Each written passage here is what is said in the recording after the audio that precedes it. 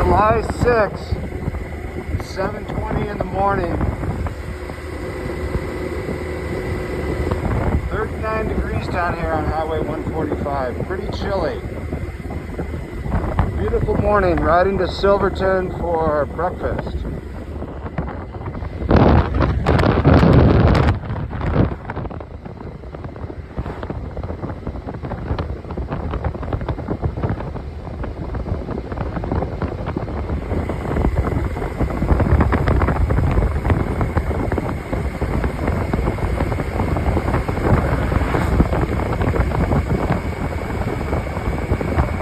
Boy, the temperature change in Colorado in the summertime is extreme.